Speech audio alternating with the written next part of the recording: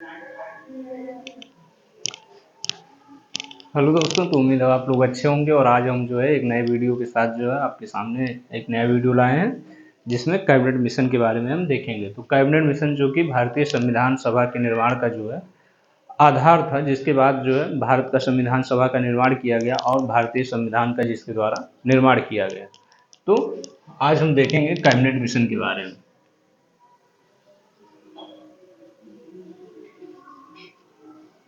Cabinet cabinet mission. तो cabinet mission Bharat में कब आया? तो कैबिनेट मिशन भारत में आया था जो है 24 मार्च 1946। 24 मार्च 1946 को जो कैबिनेट मिशन भारत में आया था। और ये इसका जो है दो प्रमुख कार्य थे। तो दो प्रमुख कार्य इसके थे। दो प्रमुख कार्य दो प्रमुख कार्य थे। कौन से दो प्रमुख कार्य थे? तो पहला सबसे प्रमुख कार्य तो था कि इसके द्वारा जो है भारत का एक संविधान सभा का निर्माण किया गया।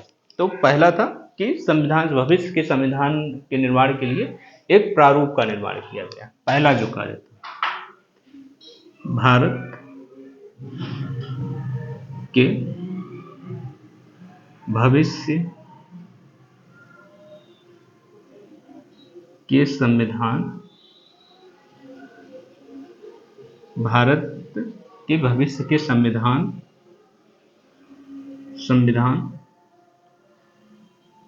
के निर्माण का प्रारूप तैयार किया गया। का प्रारूप निर्माण किया प्रारूप तैयार किया गया।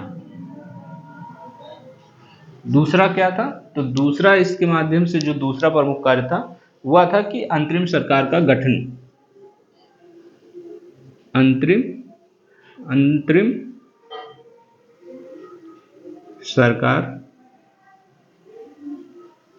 सरकार का गठन।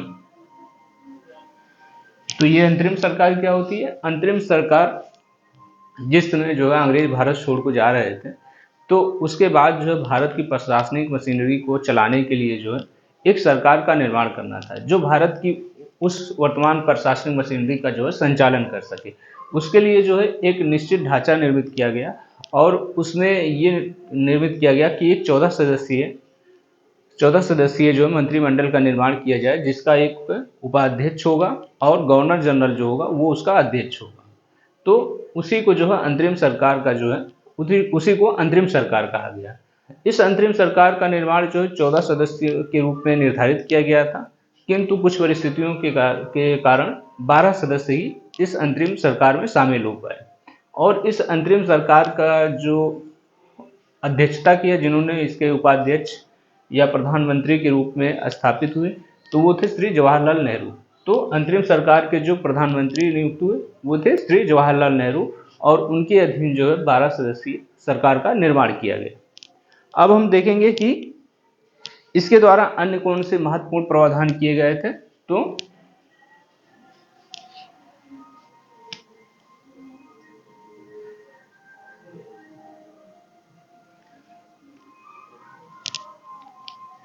अब हम इसके प्रावधानों को देखेंगे।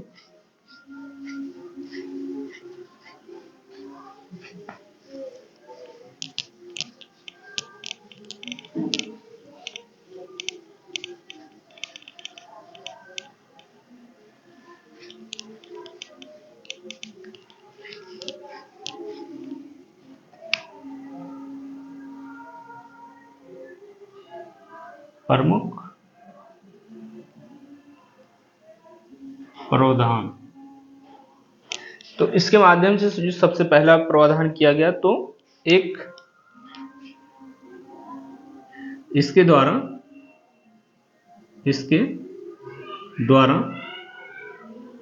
एक ढीला ढाला संघीय संघीय व्यवस्था का निर्माण किया गया। एक ढीला ढाला संघीय व्यवस्था का निर्माण किया गया, जिसमें जो है दो मुख्य प्रावधान थे। पहला था कि संघीय शासन को तीन विषयों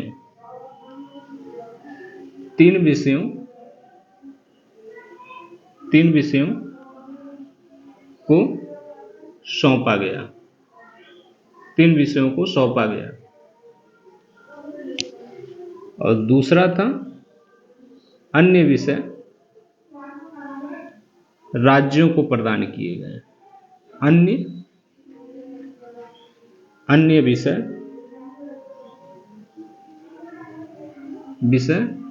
राज्यों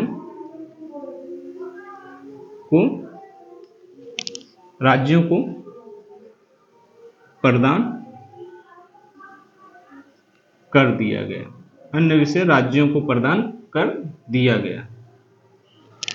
इसके बाद जो इसका दूसरा सबसे महत्वपूर्ण था, तो इसके द्वारा जो है संविधान सभा के निर्वाचन के लिए इसके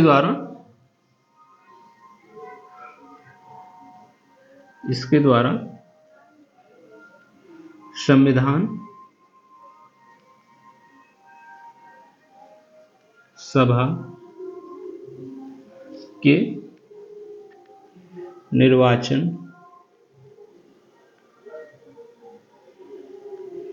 के लिए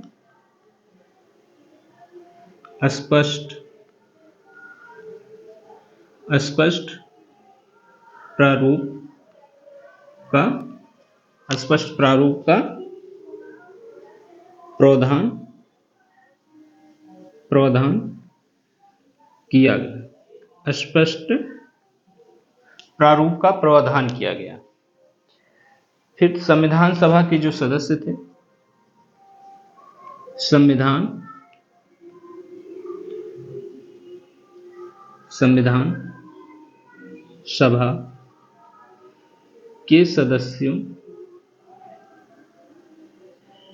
सभा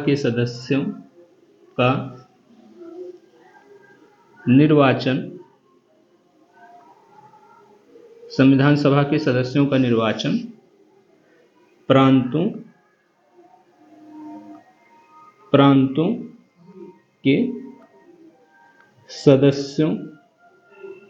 सदस्यों के द्वारा आनुपातिक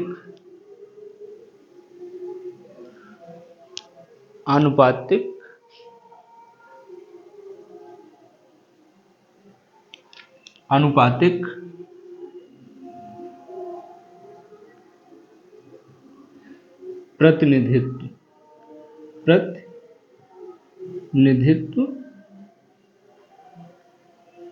प्रणाली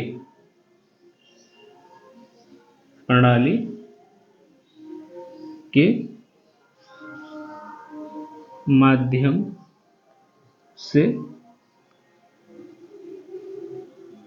से किया गया। तो इसके द्वारा जो है संविधान सभा के सदस्यों का निर्वाचन जो है वह प्रांतों को सदस्यों के द्वारा आनुपातिक प्रतिनिधित्व प्रणाली के माध्यम से किया गया था। इसके बाद जो अगला था, तो निर्वाचक मंडल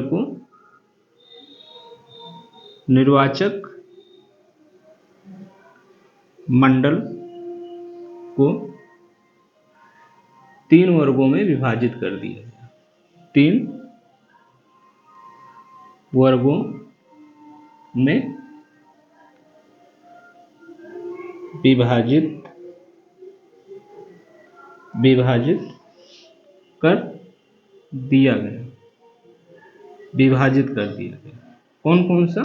तो मुसलमान,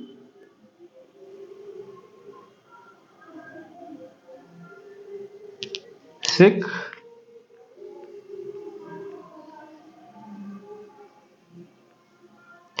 और अन्य वर्ग। अन्य वर्ग। तो इन 3 वर्गों में जो है उन सीटों को विभाजित कर दिया गया था। इसके बाद जो अगला था कि प्रस्तावित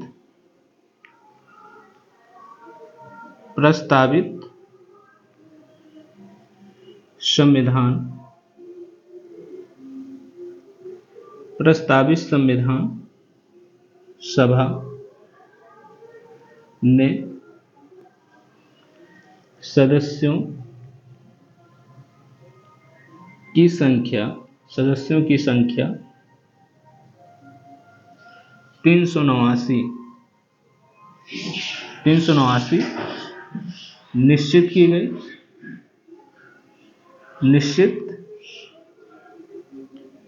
की गई,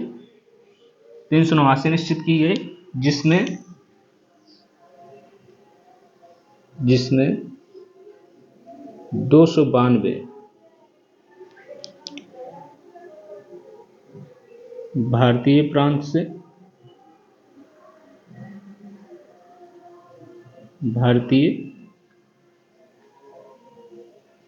प्रांतों से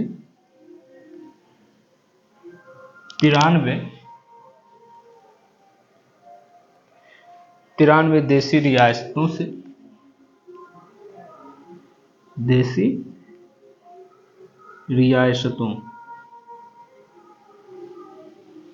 देशी रियासतों से और 4 ब्रिटिश कमिश्नरी से। ब्रिटिश कमिश्नरी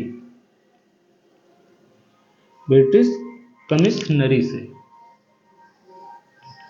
इस तरह से जो है भारतीय संविधान के निर्माण को जो है 379 सदस्यों के द्वारा निश्चित किया गया कि उसमें जो सदस्य होंगे वो 379 होंगे। उन 379 को जो है 3 भागों में बांट दिया गया कि 292 जो है 292 होंगे भारतीय प्रांतों से, 93 होंगे जो है देशी रियासतों से और 4 होंगे ब्रिटिश कमिश्नरी से। तो ये व्यवस्था थी जो है कैबिनेट मिशन, जिसके द्वारा भारतीय संविधान का निर्माण किया गया। और आपको ये वीडियो अच्छा लगे तो इसे लाइक, शेयर और सब्सक्राइब करें। और आपको ये पूरा वीडियो देखने के लिए धन्यवाद। जय हिंद।